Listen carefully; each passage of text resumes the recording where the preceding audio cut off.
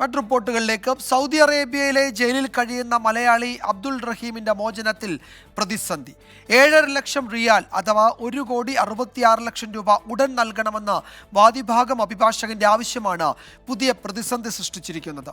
പ്രതിഫലം കൈമാറിയാലേ കോടതിയിലെ തുടർ നടപടികൾ ഊർജിതമാക്കാനാകൂ എന്നാണ് റിയാദിലെ നിയമസഹായ സമിതിയുടെ വിശദീകരണവും. അബ്ദുൾ റഹീമിന്റെ മോചനത്തിനായുള്ള ദയാധനമായ 34 കോടി രൂപ സൗദി അറേബ്യയിലെ അക്കൗണ്ടിലേക്ക് മാറ്റാനുള്ള ശ്രമങ്ങൾ പുരോഗമിക്കുകയാണ്. ഇതിനിടയിലാണ് പ്രതിഫലം ഉടൻ കൈമാറണമെന്ന് റഹീമിന്റെ എതിർഭാഗം അഭിഭാഷകൻ ആവശ്യപ്പെട്ടത്. ദയാധനമായ 15 മില്യൺ റിയാലിന്റെ 5% പ്രതിഫലമായി ആവശ്യപ്പെടുന്നത്. 1,66,00,000 രൂപ അഭിഭാഷകന് ഉടൻ കൈമാറേണ്ടി വരും. ഈ തുക ലഭിക്കാതെ മറ്റ് നടപടിക്രമങ്ങളിലേക്ക് കടക്കില്ലെന്ന് അഭിഭാഷകൻ അറിയിച്ചതാണ് മോചനം വൈകുമെന്ന ആശങ്ക ഉയരാൻ കാരണം. ഇക്കാര്യം കണക്കിലെടുത്ത് 34 കോടി രൂപയ്ക്ക് പുറമെ അഭിഭാഷകന്റെ പ്രതിഫലവും നാട്ടിൽ നിന്ന് സൗദിയിലേക്ക് അയക്കണമെന്നാണ് ജിദ്ദയിലെ നിയമസഹായ സമിതിയുടെ ആവശ്യം.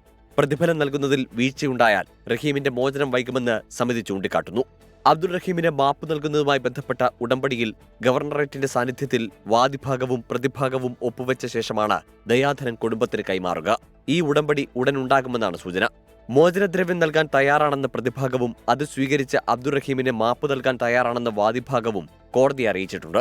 ഈ നടപടിക്രമങ്ങളെല്ലാം തുടങ്ങുന്നതിന് മുൻപ് എതിർഭാഗം അഭിഭാഷകന്റെ പ്രതിഫലം കൂടി കൊടുത്താലേ അബ്ദുൾ റഹീമിന്റെ മോചനം സാധ്യമാകൂ. ജലീൽ കണ്ണമംഗലം, 24 ജിദ്ദ.